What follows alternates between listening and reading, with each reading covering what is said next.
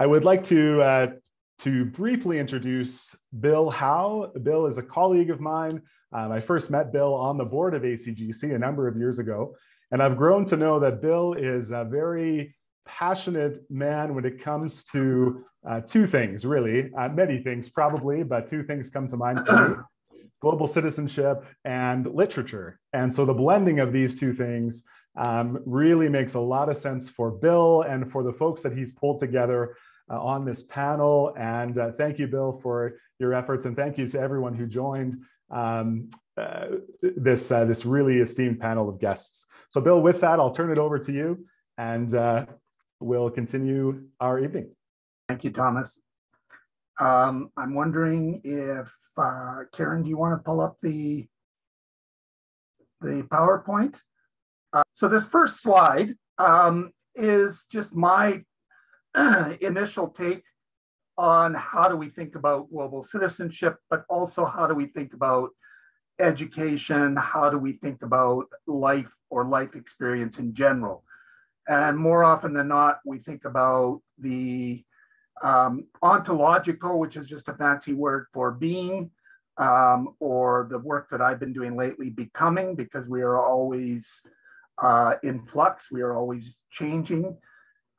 Epistemological, or knowing, is where most of our education takes place.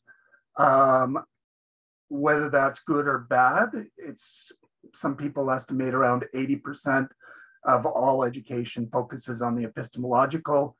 And really the reason that I proposed this session is the aesthetic, because that introduces the value of literature.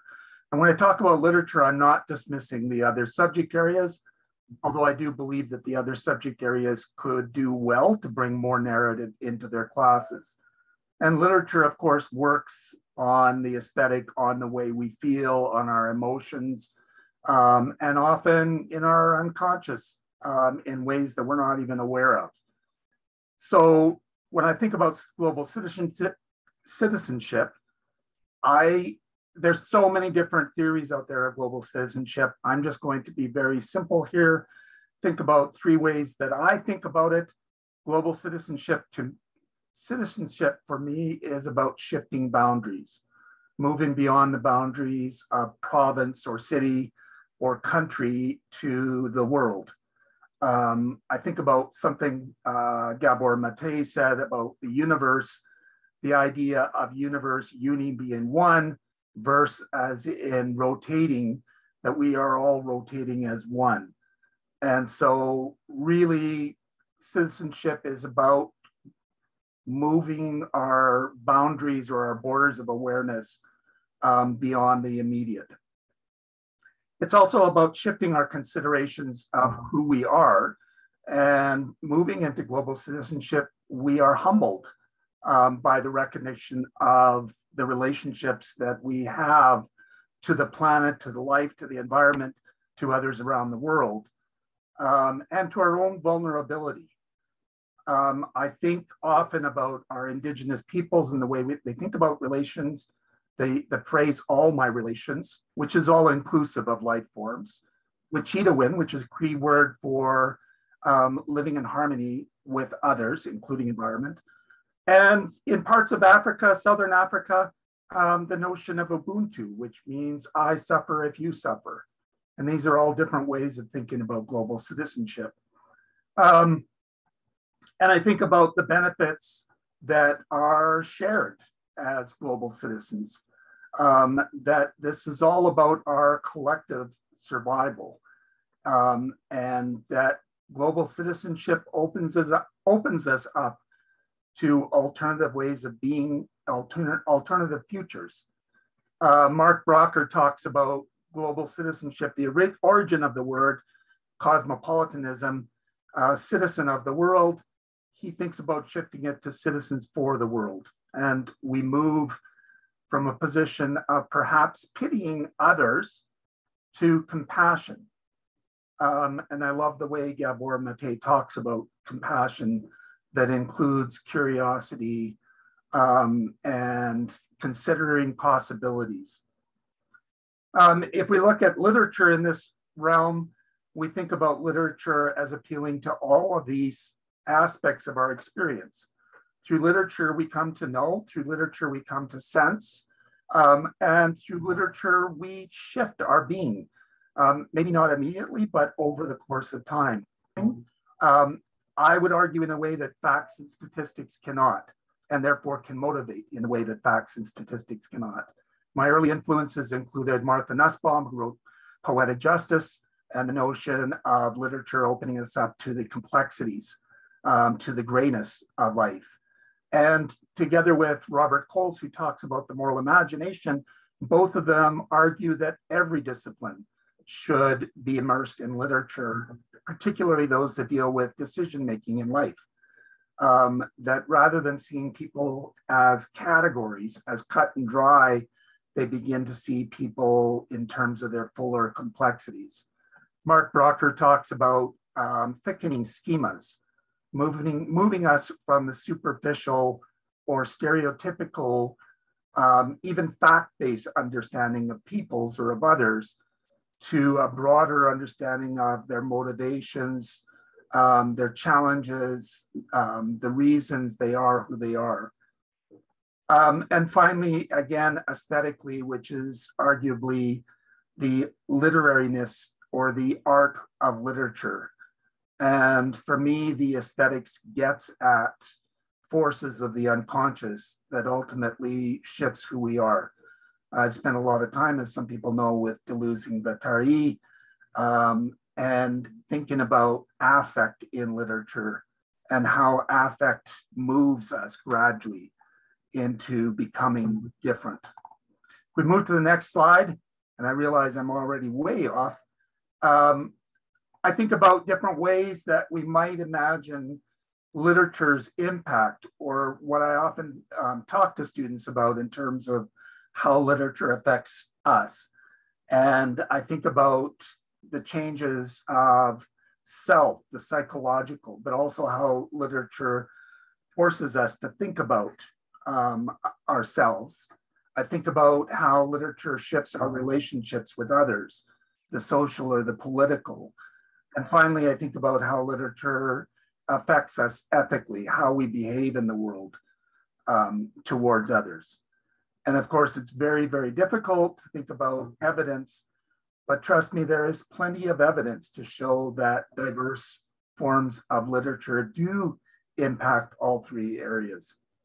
One of the references that you will get refers to Grace Lin, who has a TED Talk out there about teaching young elementary classrooms and bringing in Chinese texts that one of them self-authored, that in fact the teacher said changed the way other students behave towards the Chinese immigrant students in the classroom, and how they stopped their bullying and started to see them in a very different light. Again, I think of Susan Chu, who talks about literature shifting us towards a hospitable imagination, a way of warming to others, of breaking down walls of division. And finally, I think about Jennifer Hart Davis and Tracy Smiles, who talk about the importance of not simply looking elsewhere for social justices or social injustices, but it's really important, rather than othering or looking objectively at the horrible things happening, that we first look in our own backyard. And so I think about the global, the United Nations Sustainable Development Goals that work on all levels for all countries, including our own. And they talk about a science project where students first look at water and how water is used and consumed here in North America before they look at the sub-Saharan. If you go to the next slide, very quickly, I have a slide of Frantz Fanon, who is a significant influence of mine. And he talks about I think about literature as moving us beyond how we typically talk about multiculturalism in North America and the superficial elements, usually superficial, although they don't have to be. Some people talk about the 5 F's. I think about the 7 F's: food, flags, festivals, famous people, folklore, fashion, and fights. But that only focusing on those can actually do more harm than good. So I turn to my third framework. If you can move the slide. And very simply put, many of you have seen this: mirrors. Books become mirrors, windows, and sliding glass doors. And if you look, there's plenty of references to various takes on this, going back to Stiles in 1988 and perhaps further back. But too often, I think that these are looked at in a very simplistic way. So if I go to the next slide, you can see that it gets a little bit more nuanced as we start to look at pictures reflecting a child's reality, or else they may feel left out. That windows start to, the more ignorant people are about each other, the more they mistrust. And so it breaks down that strangeness. It breaks down the otherness. And finally, doors as a way to understand other cultures through immersion. Very briefly, there's a number of comments here. Critical theories put into dialogue with children's literature so that we can more deeply understand the cultural, social, political, and economic context of children's texts and the ways in which these texts shape how children view and interact with the social world.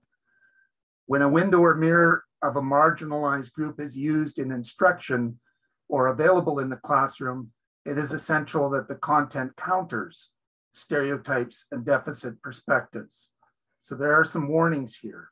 Enriquez talks about if we present students with foggy mirrors, we might also be stereotyping them and their families, so the importance of accuracy. Abozina suggests, similar to Frantz Fanon or Glenn Coulthard in Canada, the way that we see ourselves in the world impacts our performance and whether we think we can be successful, as does the way others see and value us. Sorry. As windows, books can foster curiosity, compassion, critical literacy, and collective action. But if that window is limited in size and scope, how much of a view does it actually provide? And finally, the benefit of the door beyond the windows and mirrors. As Braden and Rodriguez note, it may offer more immersive and therefore more dynamic experiences, allowing us to recognize that cultures are not static and that no ethnic group is monolithic in nature, that cultures are always changing. Move on to the next one, and I realize I have very little time for 15 slides, so I'm just gonna wrap this up very quickly. The next slide is really a way of thinking about these. And I think about books when I examine a book, both how that might it benefit and how might it harm the reader. How might it benefit? How might it harm the society in which that reader will live and contribute? And how it might benefit and how it might harm the planet. And all of these are at work. All of these are threats. All of these are risks whenever we look at a book. So we look at books in terms of authenticity, accuracy, the diversity or intersectionality and the representation. We look at books for underrepresentation, misrepresentation, overrepresentation, false representation, and one-sided representation. And so without going into these, I'll quickly close it off with this next slide so you have a context. So I've just thrown out 4 case studies that you might consider. And yes, these are in some ways extreme, but if you think of 4 possible readers in your classroom, or actually 2 possible readers and 2 possible books. So if a white middle-class heterosexual male is reading a book written by and about a white urban middle-class male experience, how might that affect them as a window, a mirror, a door?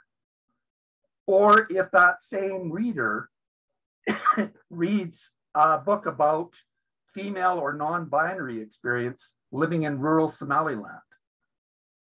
And then you think of the other students in your class, often minorities, the Somalian female refugee in Canada, reading a book written by and about a white middle-class male experience.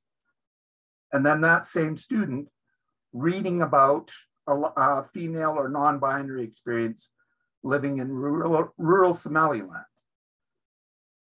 And this is still very simplistic because, of course, each of these is much more complex, and that may not be the Somalians' experience. And so it's important that we look otherwise. So I think about books, how books work as mirrors, windows, or doors is dependent on who are the readers, who we are at the moment in time, our recognized and unrecognized pieces of identity. What are our dominant experiences up to that point of reading? How we want to be seen in the world, how we think others see us in the world, the ecology of our surroundings when we encounter a text. Are we in a class where we are a small minority or by ourselves? What is our teacher doing at the time we are reading? I think of the dangers of books, and I think about the discomfort and how we need to engage our students and support them in becoming uncomfortable with books. I think about the dangers of books as reinforcing normativities and reinforcing myths, like what does it mean to be a success in the world, that are fueled by the myths of capitalism, colonialism, and imperialism. And so I don't share what some of my colleagues have said in previous years, that all reading is good reading, because some reading can be dangerous and some reading can actually do harm. When I think about what that young person, the Somalian student in a class, gets out of a book that is all about whites and doesn't see herself, or even about what the white male student reads when they only get white male, and how it bends how they see themselves. And so these other slides, I'm not going to go through them, obviously. I played with, even though I spent hours on this, I was playing with Marguerite. Many of you know I tend to go overboard on this stuff, and I love the way visuals work. And Renee Magritte has some amazing mirrors, windows, and doors. And I'll be happy to share some of that with you later, but you've got the slides. So if you can skip right down to the very last ones here, and you'll all get a copy of the slide presentation.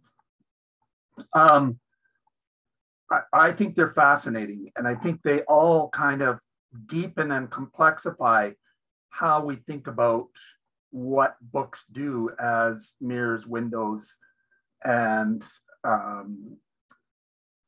doors. And his last image here of the pipe, this is not a pipe, that all books are merely representations. And as representations, they can never be 100% accurate or authentic. And we need to keep that in mind when we read. I've given you a set of possible selection items here. These are some of the balances. This is not easy work. ELAC Alberta, our English Language Arts Council in Alberta, has started an inclusive reading committee where we're all reading and contributing our thoughts on various books. And eventually that will be open to the public, so stay tuned for it. I was going to talk about the books that I have chosen, what literature, but I'm not going to. Although I do want to say, and this is the next slide there, Karen, that I like to look at multi-leveled, multi-layered presentations. So I've got a play, I've got books. This was me opening up the Middle East and the complexities of Palestine and Israel, and trying to have Israeli authors, Palestinian authors. If you've never seen the movie Capernaum, it's probably the best movie I've seen in 10 years. And then finally, the very last slide is the world of poetry. And I know that Nancy is going to talk all about poetry, but I will say in parting that if you have not ever been introduced to Warson Shire, I highly recommend her work. And I know Matt has also been back and forth in conversation with her. So with that, I am going to turn it over to our next speaker, Nancy. Thank you. And I apologize for going over.